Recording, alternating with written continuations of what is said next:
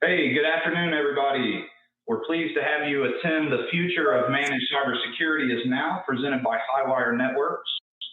My name is Ryan Harrison. I am the Senior Manager of Cybersecurity here with Highwire, and I have the great pleasure of moderating this breakout session today. During this breakout session, we're going to cover why Open XDR is Gartner's hottest trend in cybersecurity. So if you're here by mistake, too bad, we have you now.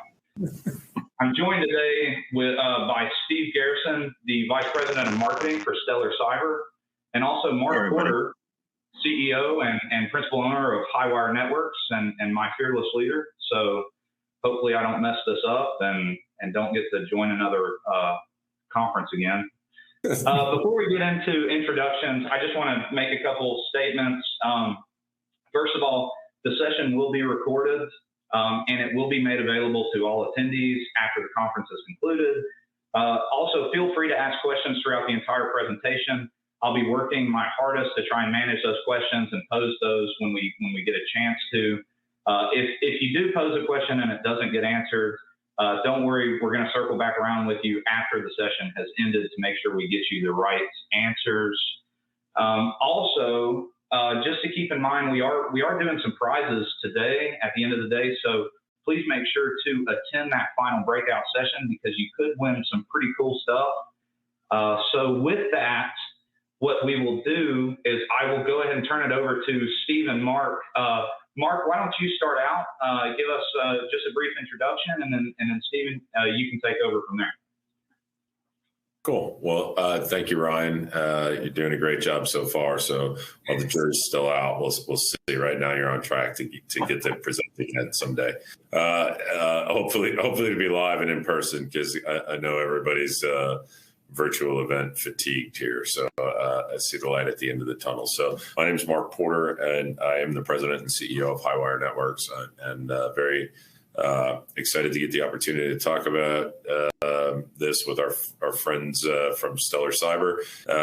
I think this session in particular is really exciting to me because these are, as I've been positioned a couple of times as a technology guy, I like to tell everybody I'm certainly not. I do like these sorts of conversations really about where the industry's going, where we believe it's headed, and why we believe, frankly, that this partnership with Stellar Cyber positions not just us and Stellar really well, but our partners and our partners' customers in a great place to go forward.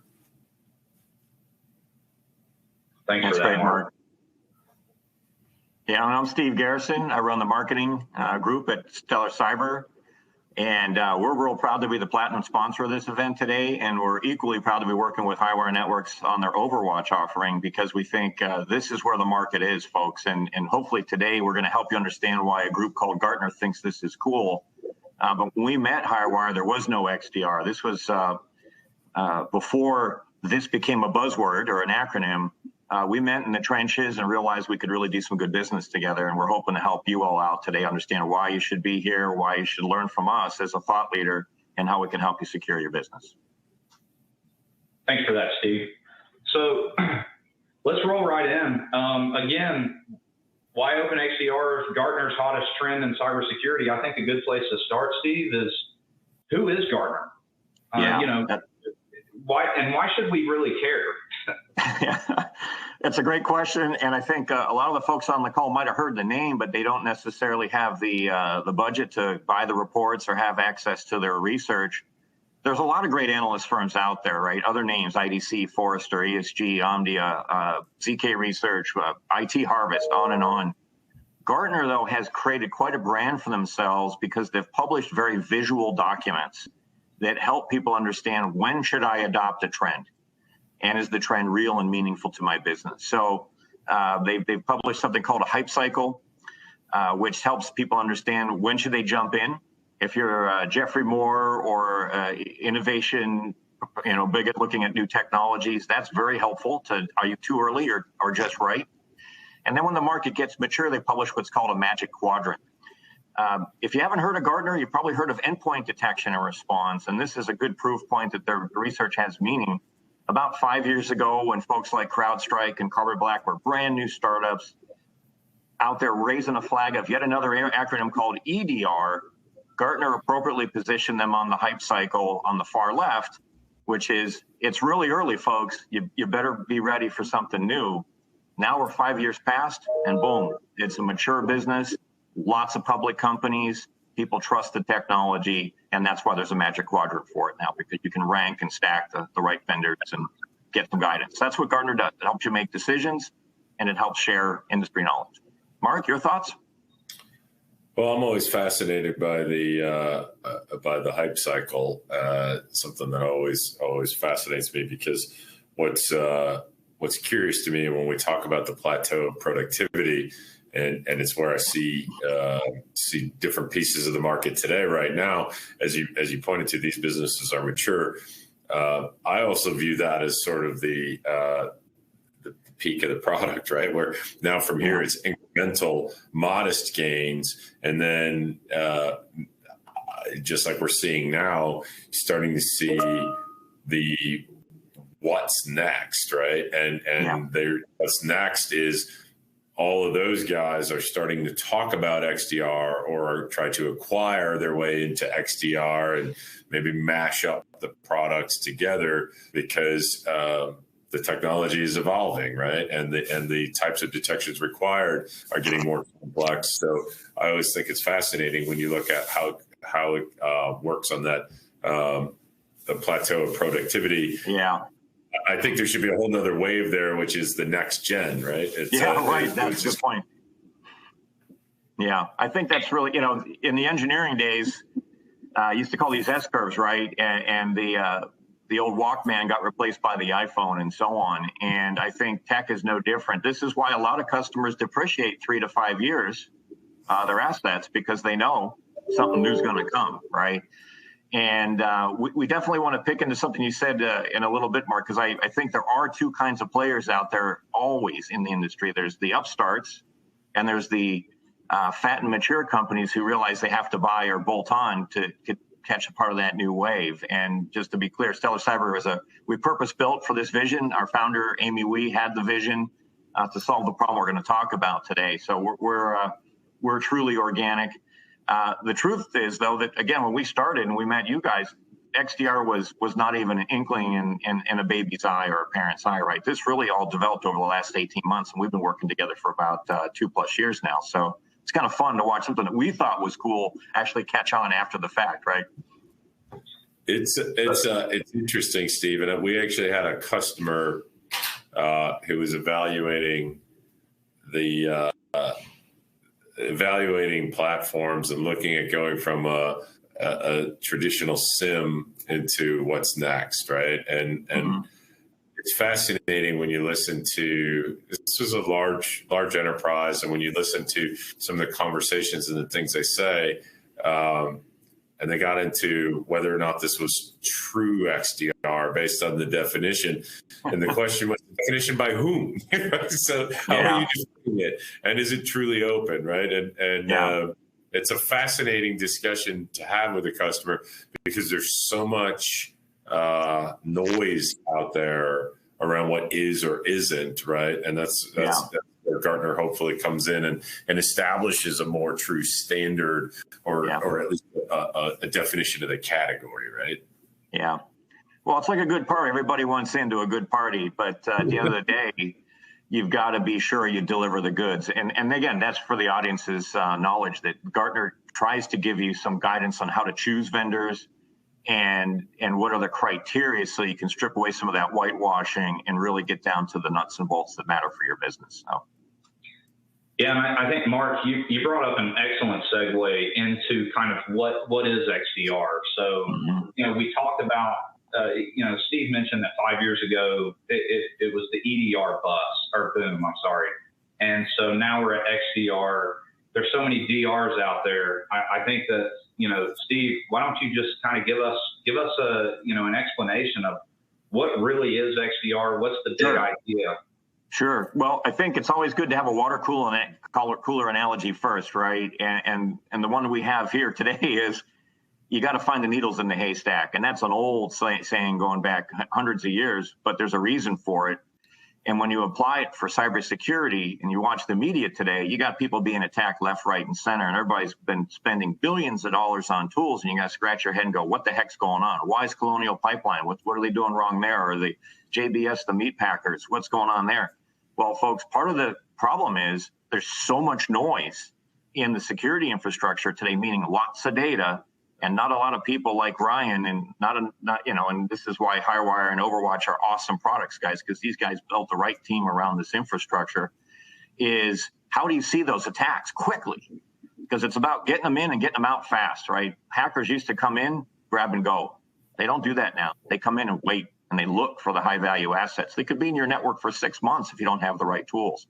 That's what XDR is about, painting a big picture, helping you quickly find those needles, helping you get those needles out of the haystack as quick as you can. Mark, you want to give some thoughts on what you think XDR means before we go technical? Yeah, I mean, I think that's really the analogy that I like it to is it's not about the big things. It's about these little things, and it's about the way. It's not about stopping the breach as much as it's about providing visibility, right? And so looking at things, and we create a means of observing what your network is doing, how it's being used. And going back to Bob Bigman's opening segment, for those who saw that, we talked about you could have the most sophisticated red team out there. In fact, one of the breaches he talked about in depth, they had a great red team, and they're out doing pen testing, and they're out doing these things.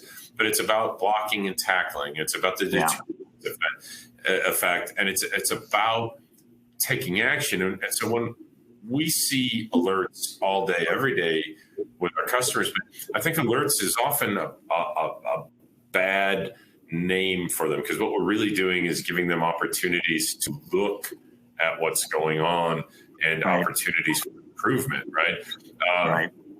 So with XDR, we get the ability to see how one of the most critical assets, probably the most critical asset in most of our businesses, is our network infrastructure, because without it, we can't function in many cases, right? Again, Colonial, look at the havoc that wreaked. When we look at that, if I, as the CEO of a company with almost 300 employees and 20,000 contractors worldwide, if I had the visibility into how things worked in my business, the way XDR gives me the visibility to understand how things work in my network, I would be the happiest CEO on the planet, right? And that's a great story. Yeah, that's what XDR is about to me. Is a way to give the business and the people that drive the business a level of insight into what's going on in the network, a level of protection, and a level of everyday pieces of information. Each one of those needles may not be a hacker. It just may be, hey, look, why is this service enabled on your network? We're seeing this service being utilized heavily. And if it shouldn't be, why don't we shut it down? Because it's just a risk, right? Why don't we take that back? So to get those little needles are critically important. And I love this slide because I think it's critical, but I don't want everybody to think it's about defending attacks all day long. Because the best way to prevent an attack is to go out and prevent it. The ounce of prevention is worth a pound of cure, right? So that's what I believe XDR gives us, is a way of looking at things that we've never had before across the entire estate of assets and business owners. That's a key point, Mark. And I think that's what we're going to talk about throughout the conversation here. Is this is a new way of thinking. And I bet you guys thought about that when you named the product Overwatch, right? Because it's about watching you and giving you that second set of eyes to take care of the business for you. And this is what, whenever we want to progress, Ryan, this is what the industry hasn't done in the past, right? And this is the new big idea of XDR, is holistic visibility across everything. In fact, in Stellar Cyber, we buck the trend too, Mark. We don't exactly follow our Gartner's nomenclature either. We actually think X means everything, because if you're not looking at everything on your attack surface, you're going to miss something. So it's uber visibility. So Steve, I'd like to take a moment and just kind of drill down into the open piece of Open XDR, because it seems like you guys are very explicit about marketing that. Stellar Cyber is an open XDR platform. So that implies that there's a closed XDR. So maybe you could just give us a brief, brief explanation about what that is. Yeah, it's kind of a funny story, Ryan. There's actually, I think by our count now, there's 5 kinds of XDRs. And why is that? Well, first of all, just like we've already talked about, because Gartner's pinned this as a cool idea, everybody wants to get into the sandbox and play. And if you're an EDR company, you're extending your response and detections wider beyond a deep, rich understanding of the endpoints. If you're a SOAR, your orchestration and response platform, you're adding detection because you were just a response mechanism. Now you need detection. If you're a SIM, you're a very passive, search and query into data. Now they have to, again, add response and add some AI and ML. We haven't even talked about that yet. That's another key part of the story. They have machines scrub the data with humans to make a better solution. The fourth one is the network guys, the network detection response guys are trying to get into this. And then there's guys like us. There aren't too many. We're one of the few who said, first of all, I want an agnostic analysis paradigm. I want to be able to look at anything, endpoint, network, cloud, apps, users, and not be biased to my heritage. So the reason that we're open is that we can work with anything. And this should be a comfort to the Overwatch prospects. Say, we're not going to come in and bulldoze you and tell you to remove infrastructure. We're going to come in and say, we can make everything you have better. And we're going to add more visibility on top of that, like Mark was highlighting before. And this is a very different approach to security than the last 20 years on 2 levels. One, we're not asking to rip and replace. And number 2, we're giving you that holistic visibility, even with using what you already understand and cherish. I think that's a really important point, and it is something we talk about to our partners and to their customers. If anybody's seen any of the things that any of the prior sessions that I've done today, I talk about this a lot, and it's true in everything that we do across the high wire lines of business. We're always working with partners, and we take our partners as we find them. And I believe that our partners should be positioned to take their customers as they find them. That means we can't dictate to anyone what they should or shouldn't be doing. That's a conversation that you have with a customer and say, well, we think there's a better way or whatever. But, it's very hard to tell them, I know you just paid $1 million for this thing that our partner sold you, but it's not very good and you should rip it out. Nobody wins in that conversation. That's a lose-lose. Right. So when you look at the fact that we talk to our customers about each to our partners, but each of their customers is a snowflake. There's no ifs, ands, or buts about it. The network is a snowflake, and they have unique things. They have unique applications, and we can accommodate that. And when we talk about they bring a tool set to the table, and there's inevitably questions in the enterprise. Well, can you take this in? Can you take that? How do you look at this? The answer is always yes. I tell people to be very careful. It's a qualified yes. We can take the data that they're giving us. We can take the feed that we're getting, but should we is always something that we need to delve into. What additional incremental information are we getting from that data source? What do you want done with it? Is it filling a blind spot for us? In which case that has tremendous value, or is it just duplicating something that we already see somewhere else on the network? In which case it's just adding cost and noise, right? So you may not want to do it. And then how is the data fed to us, right? What kind of logs are we going to see? What kind of data are they going to ingest? And can we rationalize it in a way that makes sense? And when you go through those discovery conversations, customers gain an understanding that if they want to add something to the stack later because they have a compliance issue and they need to, we're going to go through the same process and we're going to come out with a good answer for them. And we're going to help them be able to continue to move down the path. And I think that's really, really critical because, the problem we set out to solve from the beginning is threefold. Too many products out there with too many, with too little focus, very narrow focus. So there's 1,300 to 1,500 point solutions, not enough people to operate them. And once they start spitting out data, if you don't do something with it, you have a challenge, and you may be negligent. And see, problem number two, there's already not enough people to operate the tools, much less do it, right? So when we set out and look at it in the realm of how do we solve for that business problem, the openness of the Stellar XDR platform for us was a no-brainer. We saw nothing that could accommodate our partners and their clients the way that we want to deliver for them. So Steve, Steve and Mark, we actually have our first question. Great. This is posed to either speaker, but Steve, you may have a little bit more insight. The question is, how do non-open XDR companies survive if there is an open or vendor agnostic XDR solution out there? Yeah, I think that's, at a high level, there's always been a split in all of the industries about open versus closed solutions.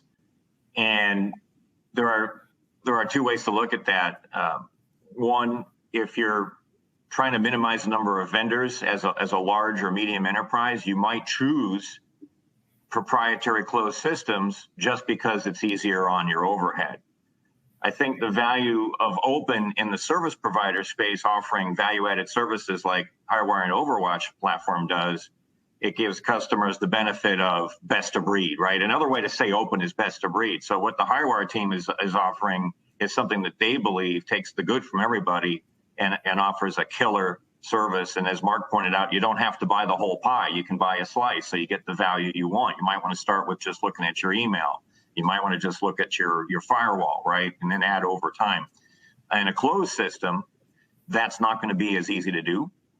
And you're going to find that they may have everything, but it's not best of breed, right? It's the old Chinese menu idea, you want to pick them all from one vendor and hope that they build everything great, or do you want to cobble together the best beef and broccoli and kung pao shrimp from two different restaurants? And I'm a big food guy, so I'm always optimizing my dishes based on the restaurant. So I think about open on the personal side as well as helping people make business decisions. So Mark, add some value to that so we don't get too deep into food here. But not, I'm hungry. We picked the wrong time of day with only 10 minutes between sessions. So, no kidding. So thanks for that, Steve. I think that, look, there's always there's players out there that have been closed from birth, right?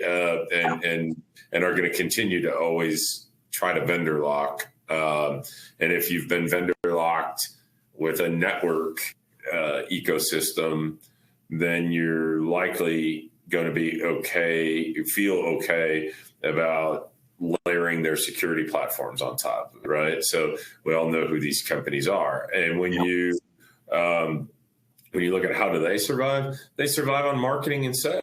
They've got an army of people out there doing both that have, more money to throw at the problem than a lot of the other entrants in the space. And that's how they're going to continue to thrive, right? I think in our case, we've collectively gone about it the same way, which is let's put the best damn product out there that we can, and let the product largely speak for itself and deliver the best services that we can around it. And for us, no bones about it. We know service and service delivery. It's what we've been doing for 20 years.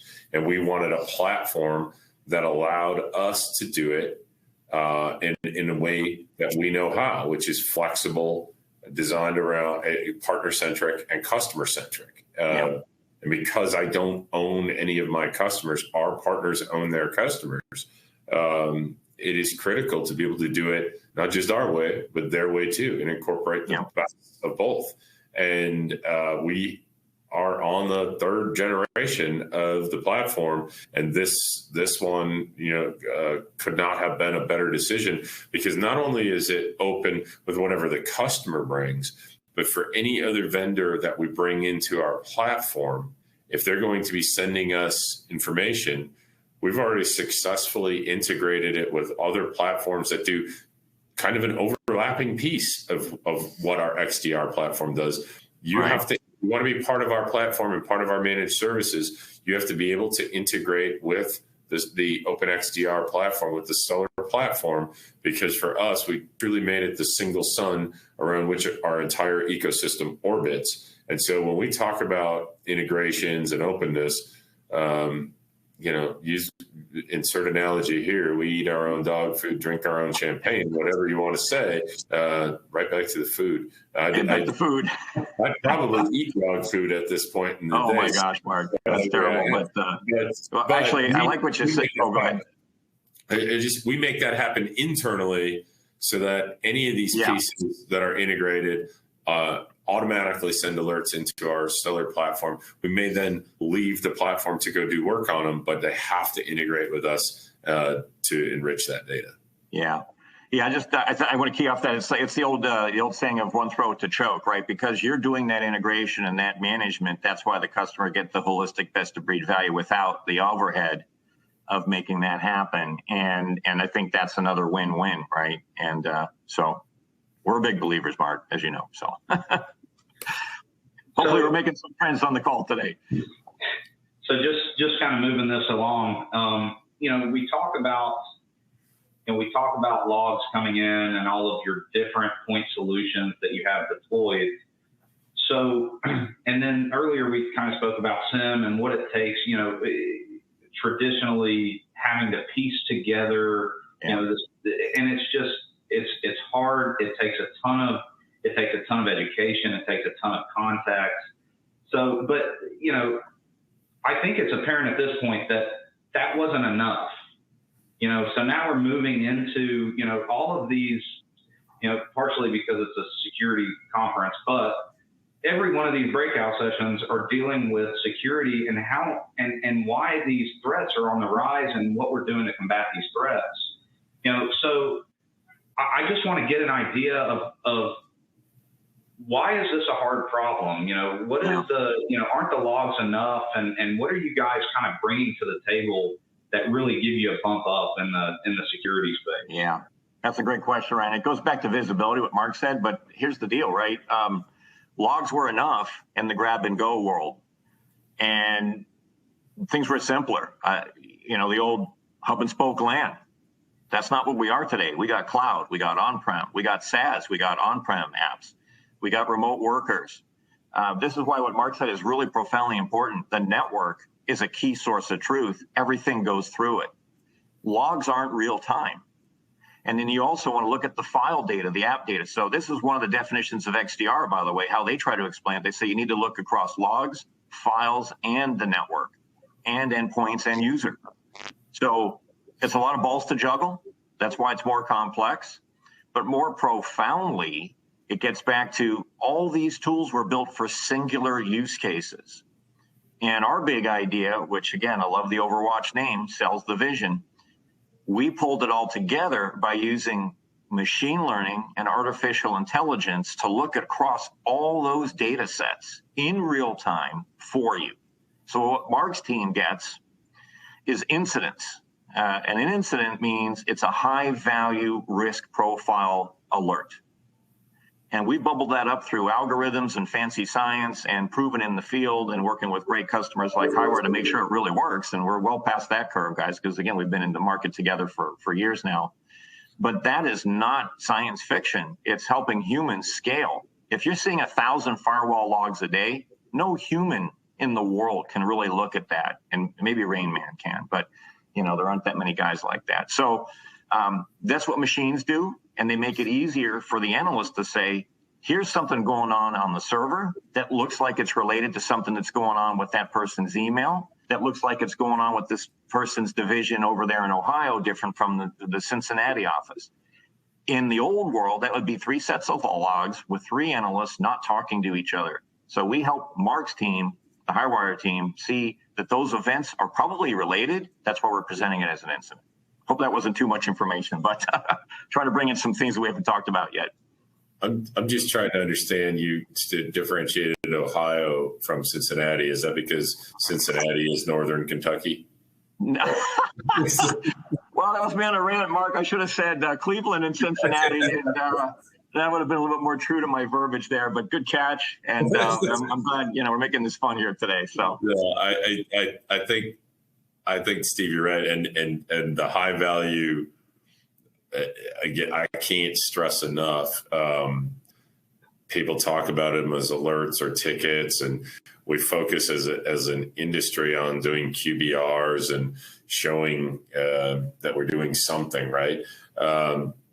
Because ideally, if we do our jobs really well, nothing happens. That's the best case scenario, yeah. Right? But in reality, those incidents are extremely high value, and we need to be talking about them in real time with clients and finding those opportunities for all of us to improve.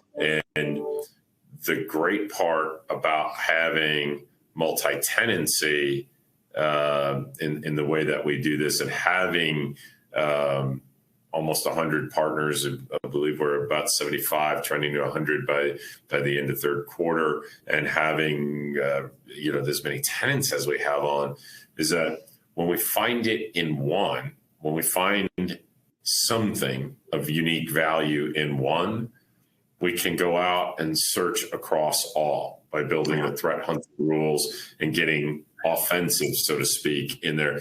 Because if you, again, and it was something that Bob brought up in the first session this morning, in the keynote session, he talked about that they'd been in the ransomware actor had been in the network for over 2.5 months. And then it wasn't until I believe he specifically said it was a Cisco umbrella threat feed became available. And it lit up all of a sudden, and they thought, well, this is just started happening. It didn't just start happening; they just started realizing it, right? Yeah. So when you're not dependent on a threat feed, when you're able to see those sorts of high value incidents based on any number of different factors, from behavior to a log to a threat intel feed, or just some sort of anomalous behavior that's sort of trip the trigger, right? We've got tripwires laid all across the enterprise. Could be from the sandbox, could be from a deception sensor, could be any number of ways that they've tripped the triggers that we've laid. Be able to take that from one client and apply it to the entire base.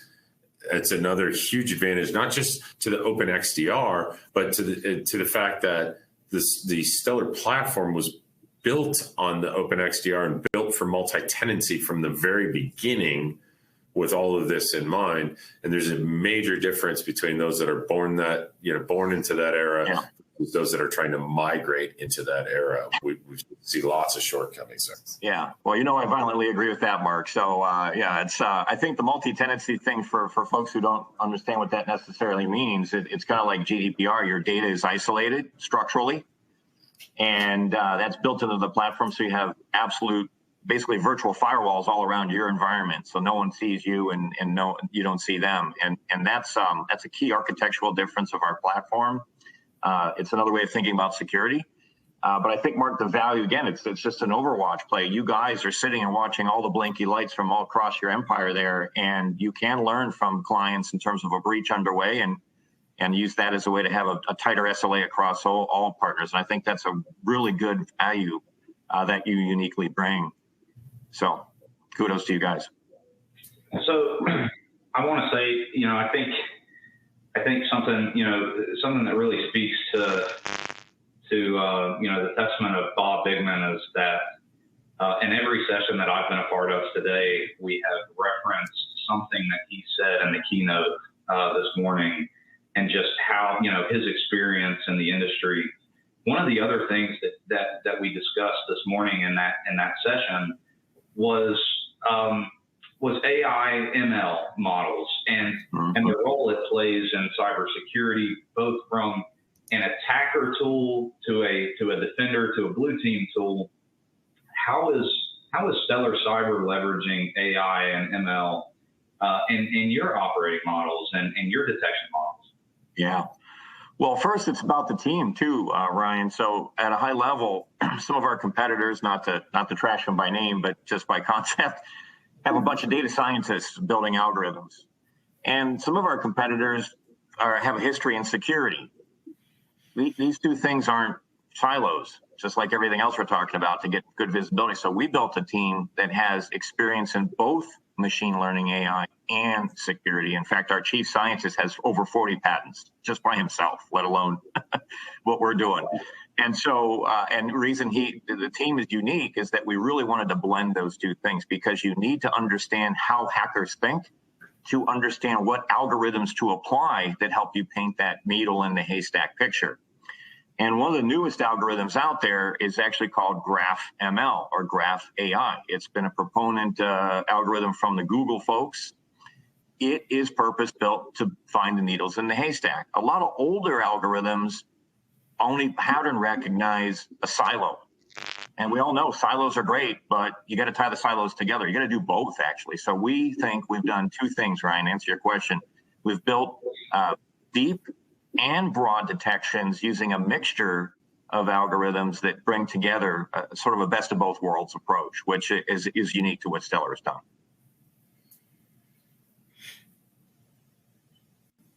Thanks for that, Steve. Yeah, no problem.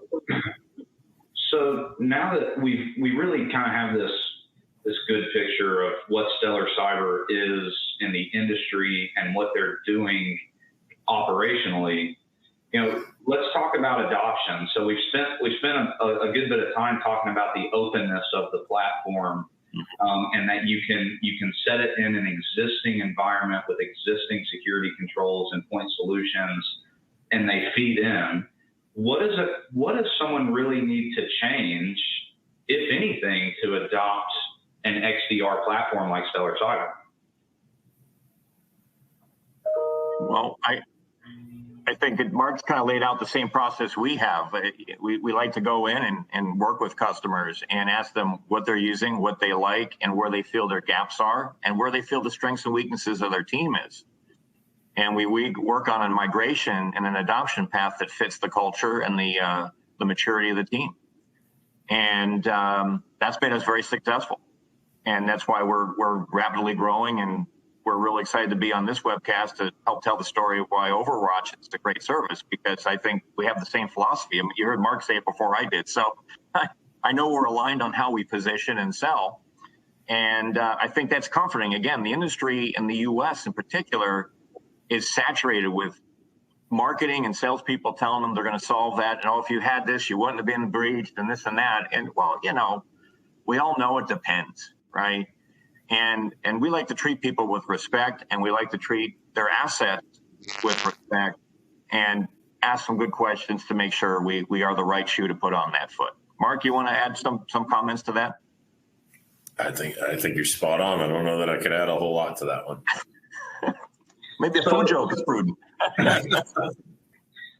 Thanks for that answer, Steve. So, no joking about food, Steve. I'm sorry. So this slide that we just put up is a 360-degree visibility.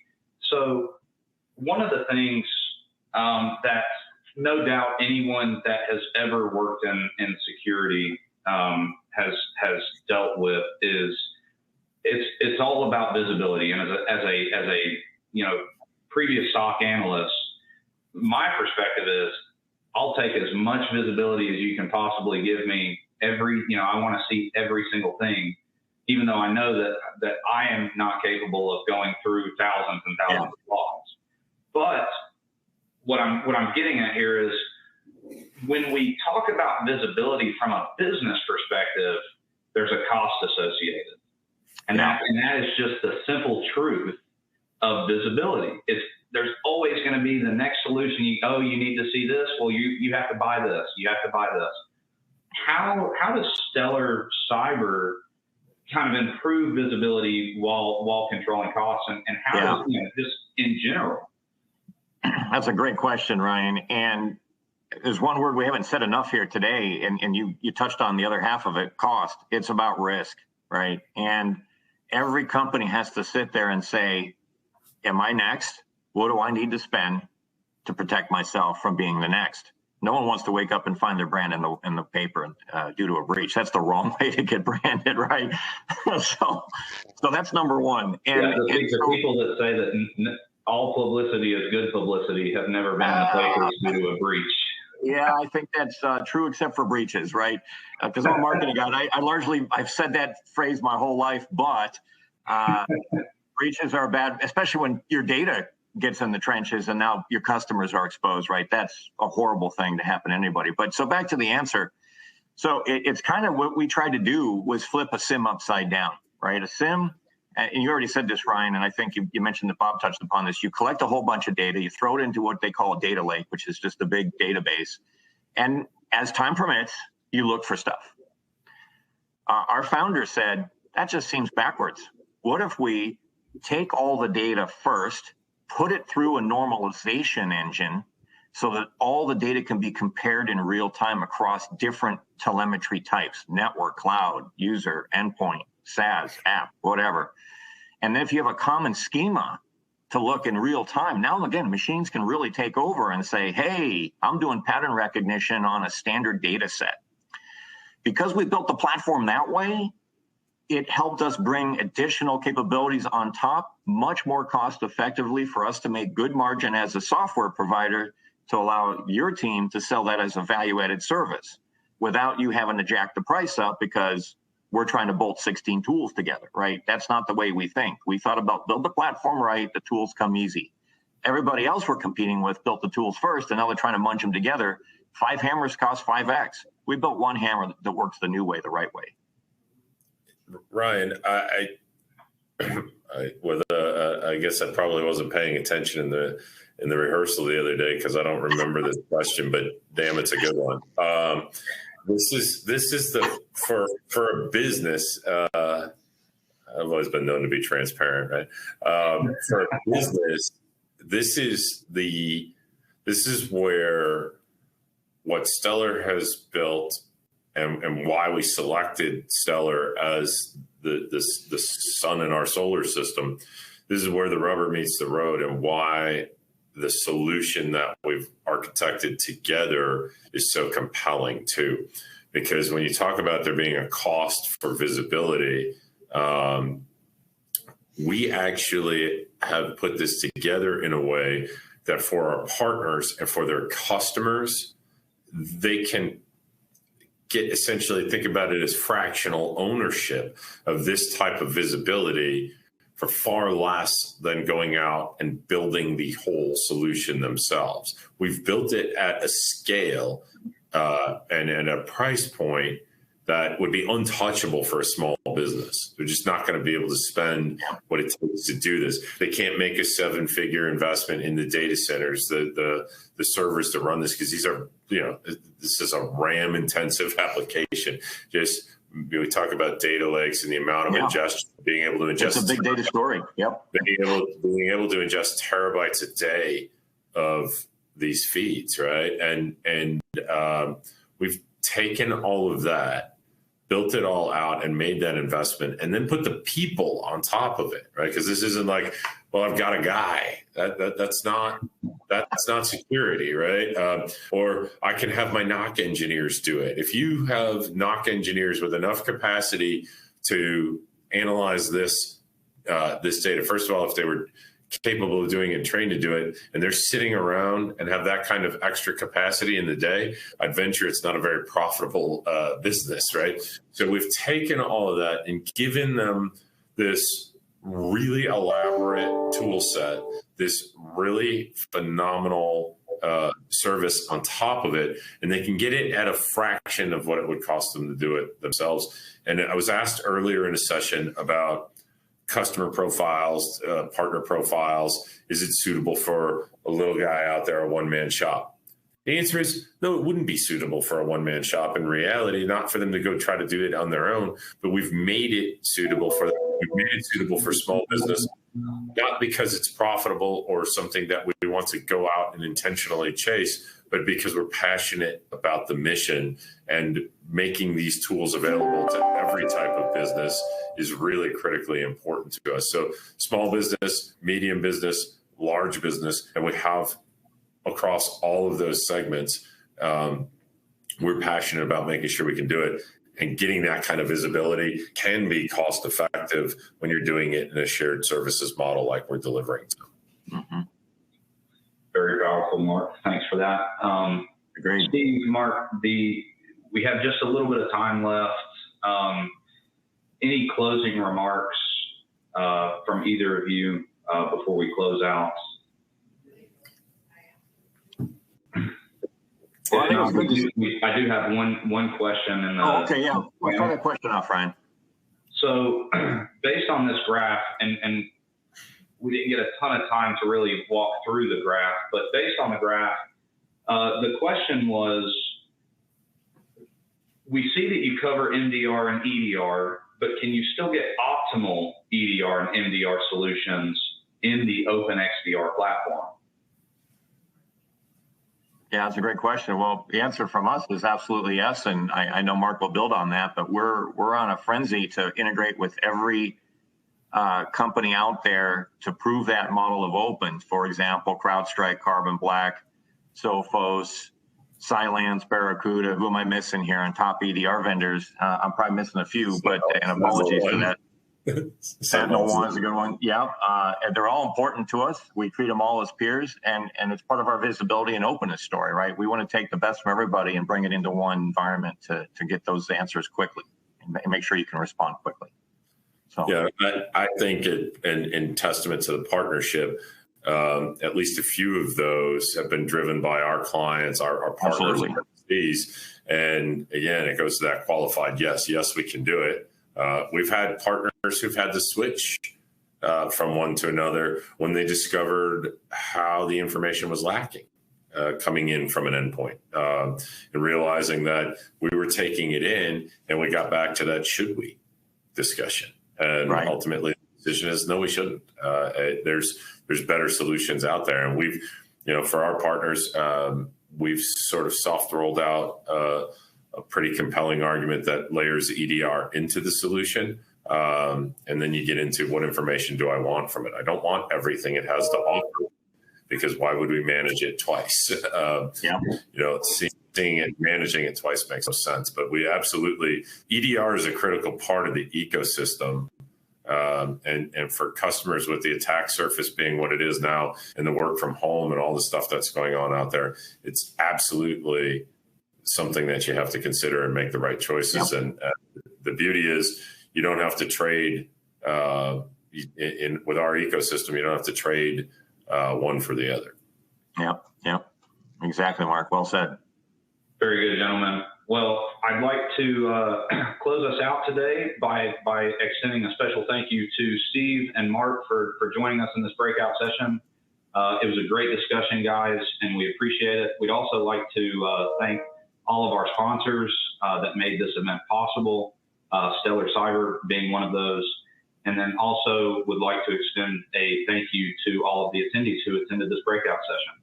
We hope that you have a great rest of your day. Don't forget that we are doing prizes in the next breakout session that starts in approximately 11 minutes. So with that will conclude this breakout session.